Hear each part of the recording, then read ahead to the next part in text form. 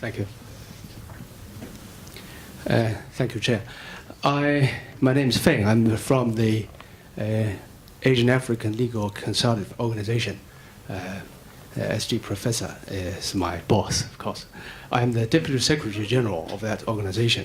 Actually, I'm not asking a question. I'm just commenting on what has been presented said by Ms. Lester. It is very, very instructive and very useful to hear what you have presented.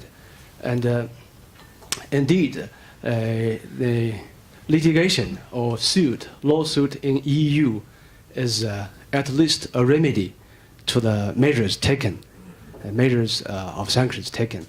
And it offers a forum for the sanctioned company or individual to seek redress, at least. So it is very useful. It is a kind of justice, a forum of justice.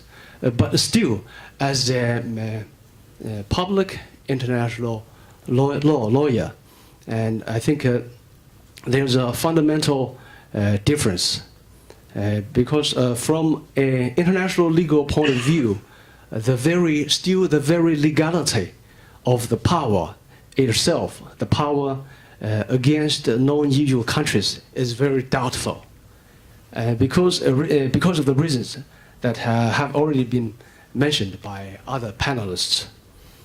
For the matter, in my personal view, for the matter of unilateral sanction to be resolved finally, there is still a very long way to go. Besides turning to the established international modes of dispute settlement, like international arbitration and international litigation, like go to International Court of Justice. Another useful, another fundamental way forward may be for the international community to come to consensus, or at least to come to clarification on the measures of unilateral sanctions. And of course, that will be through negotiations and treaty making. So suppose in the future there will be a treaty concluded within the international community, I think this problem will be fundamentally and finally resolved. Thank you so much. First of all, I want to thank all you guys who share your knowledge with us, and also Dr. Marusi and the others who engaged in providing this opportunity for us. And also my supervisor, Dr. Olivier Reblik, who informed me, otherwise I wouldn't be here. My name is Halle. I'm from Utrecht University. And I have a question. My question is more related to Dr. Paul de Waard.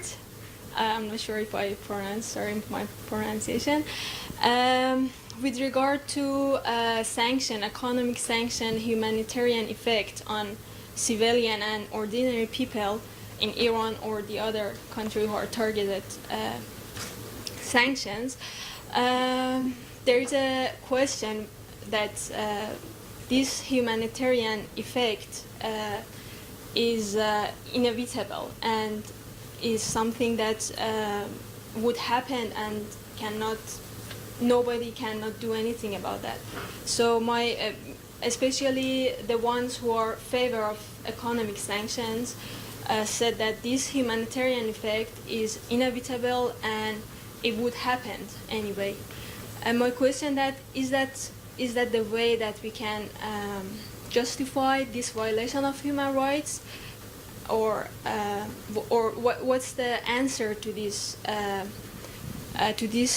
group of scholars who are in favor of economic sanction, and on the other hand, the critics of this economic sanction are frequently argue that this is violation of human rights as part of international law, and as we have rules in humanitarian, for example, armed conflict, we also respect the ordinary people's human rights, let alone the sanction, which comes to existence in somehow to overcome the negative effect of armed conflict.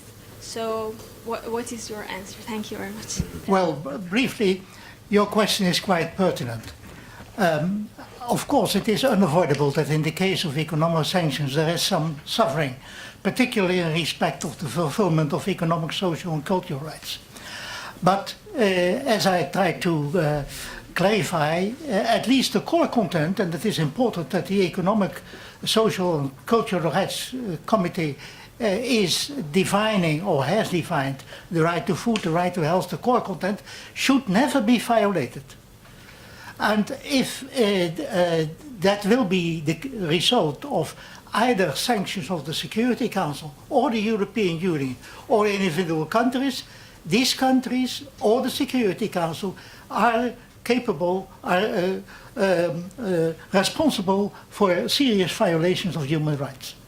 One of the problems is that there is no legal effective procedure for the human rights defense, with the exception maybe of the European Union, which also has the acceptance of the margin of appreciation in respect of national sovereignty. But the real universal standards are the ICCPR and the ICESCR. They have now both a complaint procedure for individual complaints and what should be done by individuals or by NGOs supporting these individuals to go to these bodies and to raise individual complaints. That can be done not only in the targeted country but also in the targeting countries. Can I just add one sentence on this? That all of these sanctions regimes, in theory, have exceptions to all these asset freezes and travel bans for humanitarian purposes. So in theory, medicine and humanitarian aid can get to Iran and Syria and so on. The difficulties are all in the detail and the practicality of getting exceptions and licenses. But in theory, having a regime ought not to prohibit that from happening. Yeah, but in practice, we are now witnessing lots of violations in Iran. Hi, my name is Tori Eggerman, and I'm also going to ask a question about Iran.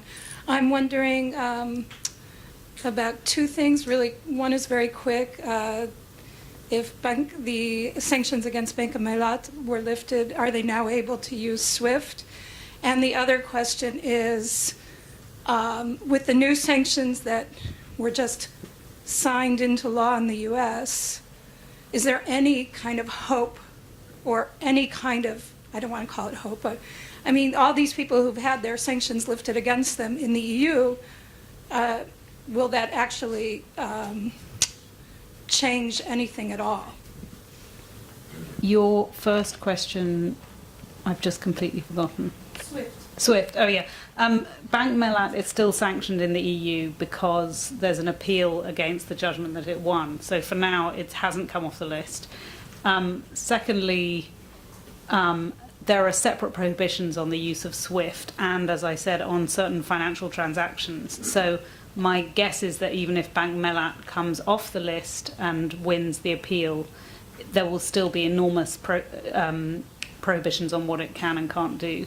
And in terms of the effect in the US, there are challenges to US designations in the same way that there are to EU, but for various reasons that I won't go into because they're very legal, it's much, much harder to challenge designations in the US than it is in the EU. But I would not expect banks that win their cases in the EU to actually suddenly have huge freedom of transaction in the European Union, partly because of the trend I said against targeting and towards much more general prohibitions on what they can and can't do. If I may, I would just add that apart from what you say, I think that it raised the issue of compensation for damages for affected companies and individuals, which to my knowledge has so far not been raised before the EU courts. It has been raised and no one has ever succeeded in getting damages in a sanctions case yet.